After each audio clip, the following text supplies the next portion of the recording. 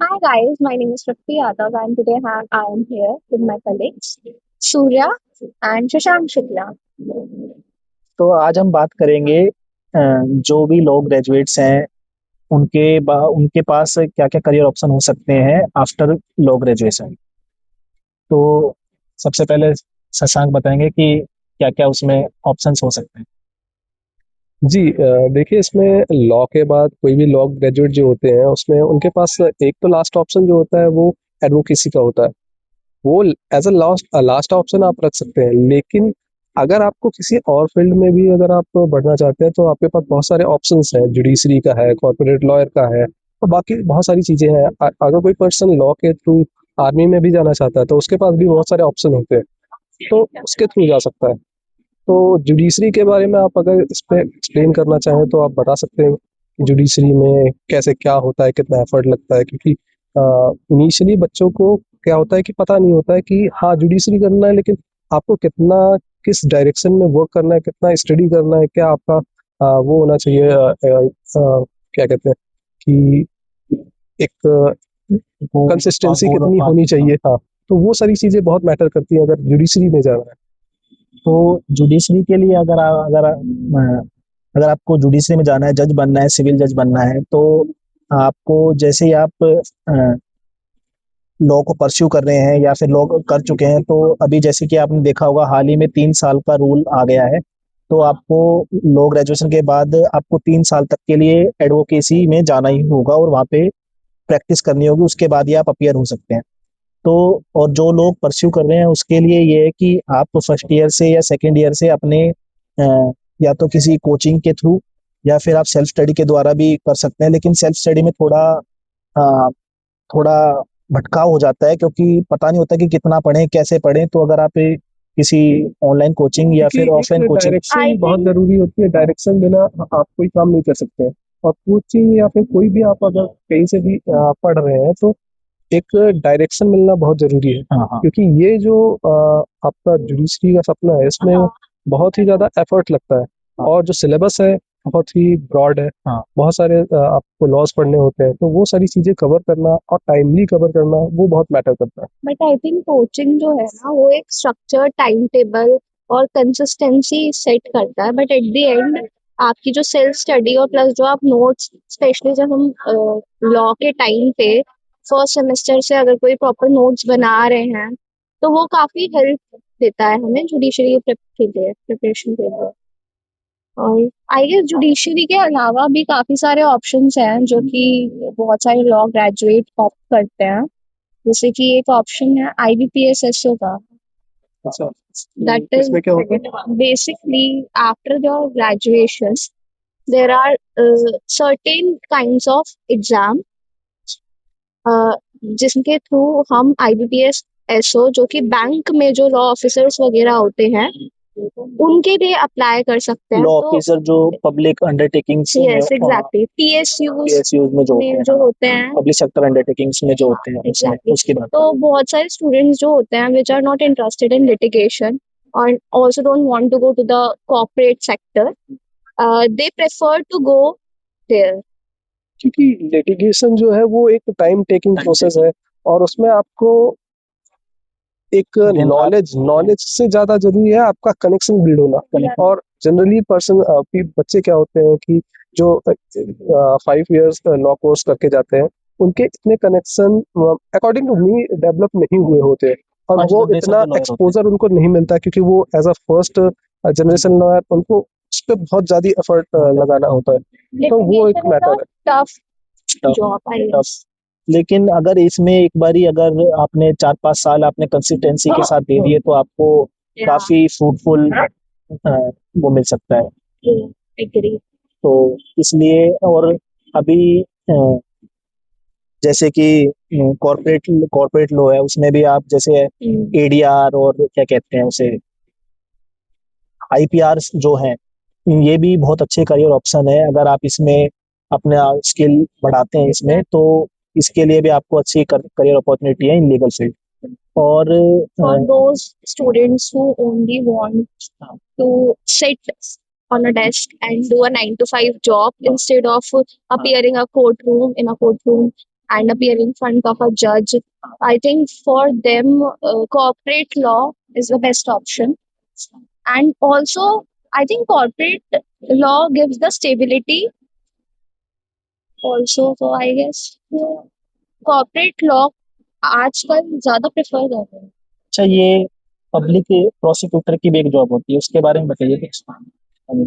Public prosecutor जो होते हैं बेसिकली की जो एपीपी अपॉइंट होते हैं, दिल्ली दिल्ली की अगर बात करूँ बेसिकली, तो दिल्ली में एपीपी जो अपॉइंट होते हैं वहाँ पे 5 to 7 ईयर की प्रैक्टिस जो है मैंडेटरी है। आपको 5 to 7 ईयर प्रैक्टिसिंग लॉयर होना पड़ेगा और ऑन रोल होना पड़ेगा। ये नहीं कि आपने बस आपने रजिस्ट्रेशन करा लिया, एनरोलमेंट करा लिया, बस आपका चल रहा है, नहीं। एज अ प्रैक्टिसिंग लॉयर होना पड़ेगा, ठीक है।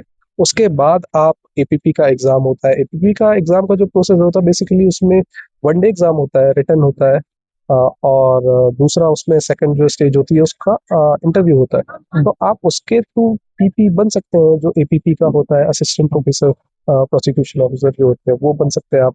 तो वो भी एक अच्छा है, लेकिन उसमें आपको हाँ स्टेट वाइज उसमें एलिजिबिलिटी होती है, प्रैक्टिसिंग एलिजिबिलिटी, तो वो आपको फुलफिल करना पड़ेगा। तो आप ये कह रहे हैं कि पब्लिक प्रोसिक्यूटर में जो स्टेट की तरफ से जो केस फाइल होते हैं वो काम उसका होता है, पब्लिक प्रोसिक्यूटर का। जी बिल्कुल। इंडिया में देखिए जितने भी पीपी हैं, एपीपी वो कर रहे हैं, वो स्टेट को ही रिप्रेजेंट कर रहे हैं, क्योंकि there is no person to represent the state. हाँ। So they have appointed that person to appear on the behalf of a state, because the criminal when we talk about the criminal cases, the whatever the crime has been done, it was not against a person only, it is against the society at large. But ऐसा भी नहीं है कि criminal cases में ही PP होते हैं, civil cases में भी पीपी होते हैं।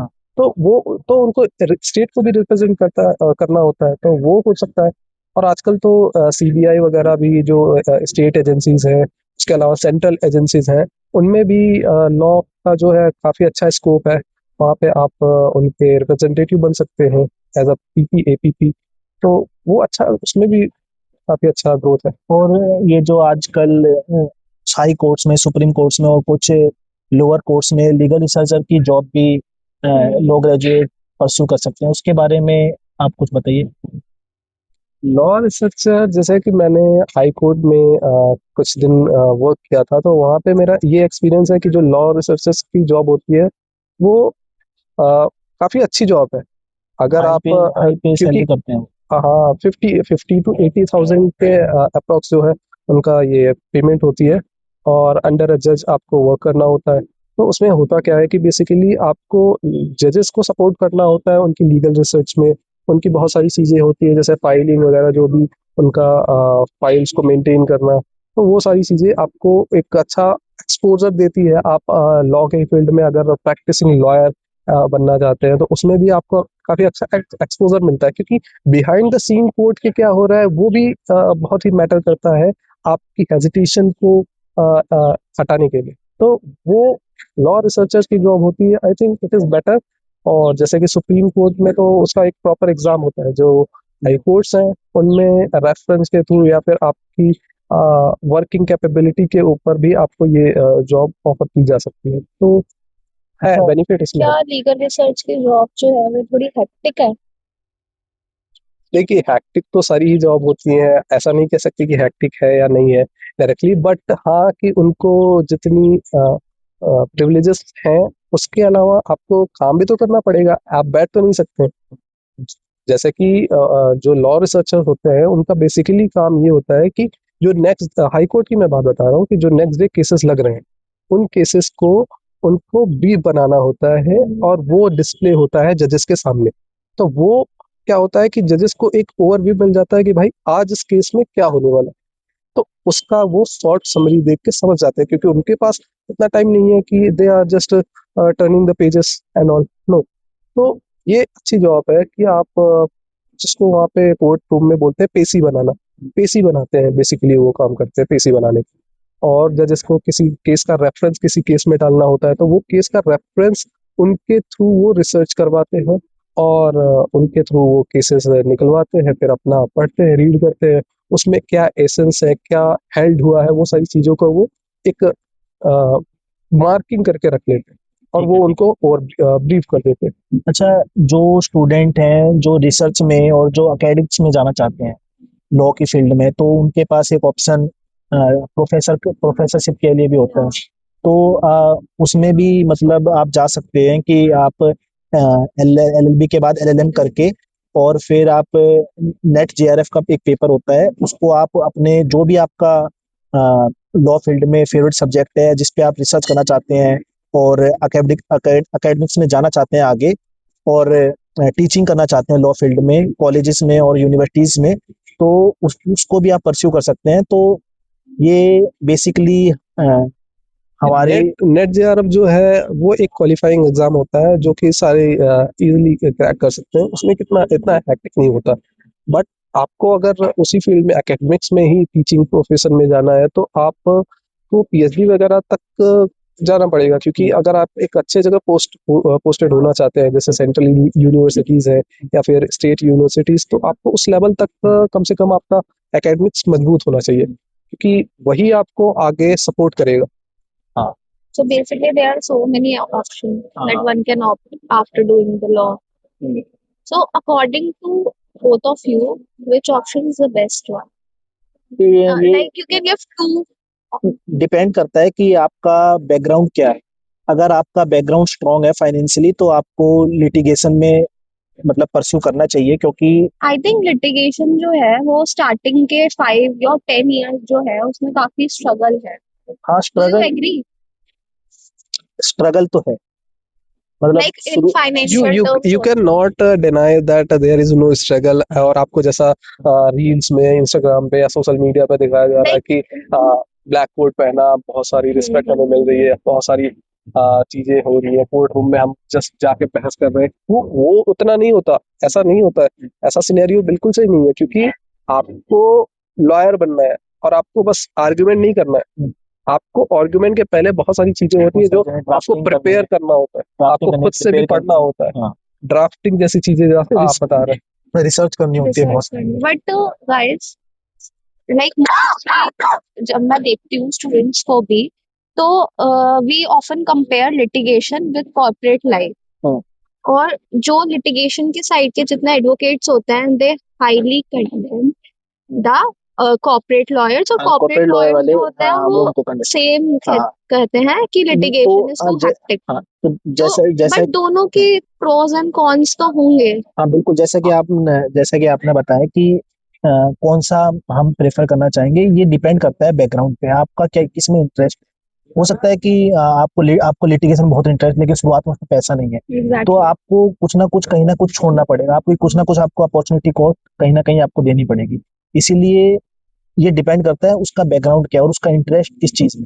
जैसा आपका कॉर्पोरेट में हो सकता है, मेरा क्रिमिनल में हो सकता है, तो मेरे को लिटिगेशन में जाना ही पड़ेगा एनी हाउ। बिल्कुल, ये कहावत तो इस पे बिल्कुल फिट बैठती है कि कुछ पाने के लिए आपको कुछ खोना पड़ेगा, क्योंकि अगर आप एक ही डायरेक्शन में मूव कर रहे हैं तो जरूरी है कि आप बाकी की चीजों में उतना आप एक्टिव नहीं रह पाएंगे, ऑब्वियस सी बात है, क्योंकि आप एक ही डायरेक्शन में फोकस कर सकते हैं, आप दो नाव पे सवार बिल्कुल नहीं हो सकते, क्योंकि आपको अपना करियर भी देखना है कि हमें किस चीज में सेटअप होना है, वो सारी चीजें मैटर करती हैं। और मैंने तो देखा है कि कुछ लोगों का कहना ये होता है, बच्चों का स्पेशली, कि वो कहते हैं कि कॉर्पोरेट लॉ वालों को उस टाइप का एडवोकेट रिस्पेक्ट नहीं मिलता है, क्योंकि ये एक मतलब आप ये सही कह लो, सुना होगा ये चीज तो कि कॉर्पोरेट लॉयर को रिस्पेक्ट नहीं they are just corporate employ, उनको ट्रीट कर लिया जाता है। और मैं काफी हद तक इस चीज को सच भी मानता हूँ, क्योंकि वो बिल्कुल से ही उस चीज से कट जाते हैं, क्योंकि जो कोर्ट रूम की जो प्रैक्टिस होती है वो